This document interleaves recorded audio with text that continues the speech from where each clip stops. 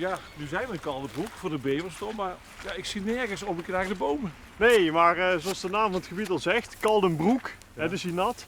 Ja, en dat is wat de bever nodig heeft. En die elzen hier, zo, ja, die vindt hij gewoon minder lekker, dus die knabbelt hij ook niet zo gauw om. Maar ja, zoals je ziet, hij heeft wel meer dan genoeg materiaal gevonden om een mooie dam te maken.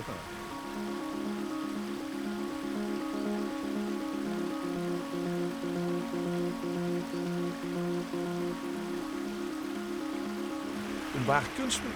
Ja, het is een absoluut kunstwerk en er zit ook echt structuur in, dus het is niet alleen maar een stapel takken.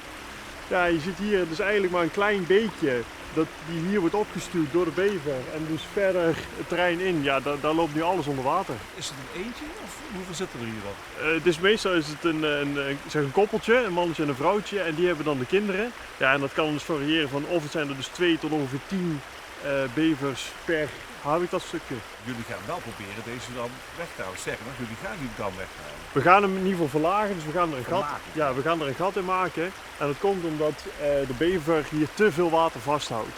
Van als we hier niks aan doen, dan gaan al deze bomen dood omdat ze gewoon verdrinken. Want zelfs de wortels van bomen hebben ook zuurstof nodig. En als ze dan als ze onder water staan, dan krijgen ze geen zuurstof meer. Ja, dan gaat dus een hele bulk met water gaat dus uit het gebied. Ja, en daarna dan bouwt hij hem gewoon weer dicht. En ook bijvoorbeeld in droge zomers, dan houdt hij dus ook het water mooi vast. Dat zorgt er wel voor dat we dus en de bomen blijven in leven en de bever heeft gewoon mooi zijn habitat. Ja, en voor ons zit er dan wat werk aan.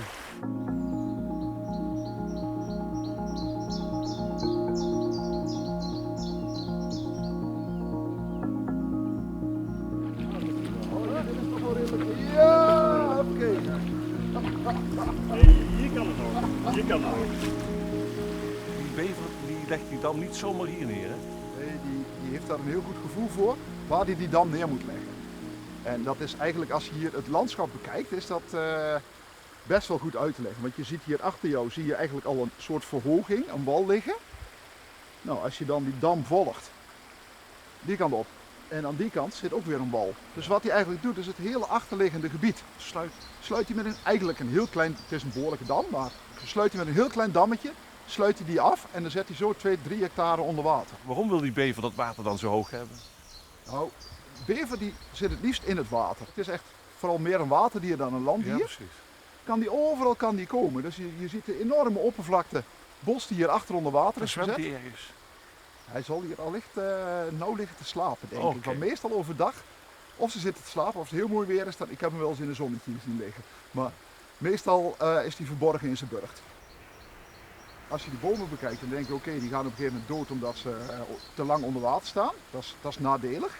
Maar er zitten ook wel voordelige kanten aan. Ja. En dat zie je ook als je naar die dam kijkt. Dat water dat stroomt er overheen. Dat belucht, er komt zuurstof in.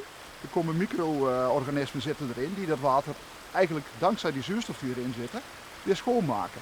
Een soort filtering. Dat is een filtering. Als je een eindje verderop gaat kijken naar het water, dan is het water gewoon schoner, een eindje verderop dan aan deze kant. Dus Ja.